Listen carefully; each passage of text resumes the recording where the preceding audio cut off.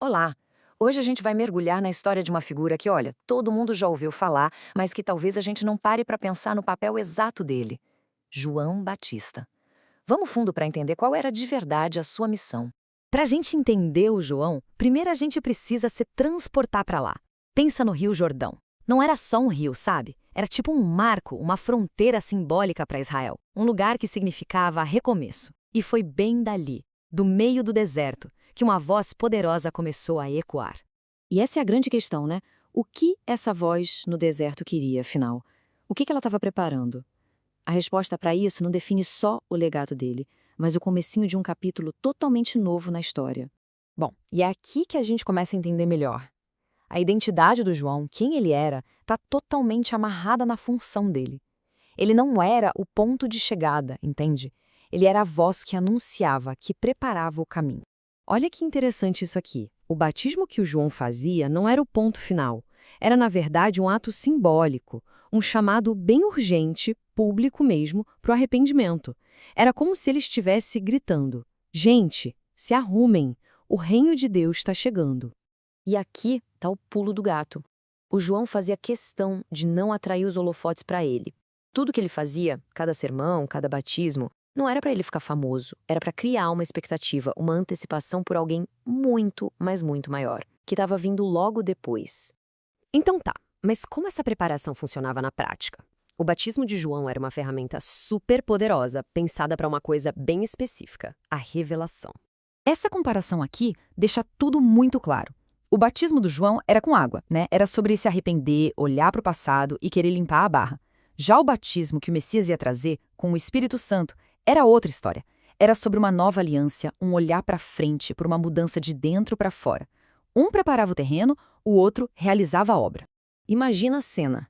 Cada pessoa que entrava ali na água do Jordão estava fazendo uma declaração pública, para todo mundo ver. A água era como um espelho, sabe? Ela refletia a necessidade que o povo tinha de se purificar por dentro, de se preparar para receber aquele que estava vindo. Ok, com o palco todo montado, a missão do João entra na fase mais crítica. Agora não era só preparar, era apontar. Apontar diretamente. As palavras dele viram literalmente a placa de sinalização que todo mundo precisava. Puxa, que declaração! É de uma humildade absurda. Naquela época, desamarrar as sandálias de alguém era a tarefa do servo mais simples da casa. O João está dizendo que ele não é digno nem para esse serviço. Ele está colocando as coisas em perspectiva, mostrando a diferença de grandeza que existia ali. E aqui vem a confirmação. O João não estava chutando, não estava agindo por conta própria. Ele tinha recebido uma instrução, um sinal específico para procurar. A descida do Espírito Santo não foi só um efeito visual, foi a carteira de identidade oficial, a confirmação. É nesse momento que a preparação vira testemunho. E agora, a gente chega no clímax, no momento exato para o qual a vida inteira do João, o ministério inteiro dele foi construído. A grande revelação. Pensa só, depois de meses, talvez anos, preparando o povo, batizando, pregando, o momento finalmente chega. João olha e vê Jesus se aproximando. A espera acabou. E essas são as palavras que mudam tudo. Presta atenção.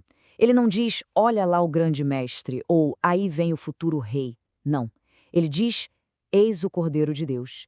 Essa frase, essa única frase, é o resumo, a conclusão de toda a missão dele. Ele apontou, e agora o mundo sabia para onde olhar. Certo, missão cumprida. E agora? O que fica? O legado do João não se mede pelo número de seguidores que ele tinha, mas pela profundidade do que ele falou. Vamos entender o peso disso? Cordeiro de Deus, isso não foi uma frase jogada ao vento de jeito nenhum. Para qualquer pessoa ali naquela época que conhecia a história de Israel, essa expressão tinha um peso enorme. Ela trazia à tona séculos de tradição, de sacrifício, de esperança. Isso aqui resume muito bem. O símbolo do cordeiro, ele lembra o cordeiro da Páscoa lá no Egito que salvou o povo. Lembra também os sacrifícios que eram feitos todo dia no templo. Mas a virada de chave está aqui, ó, no cumprimento.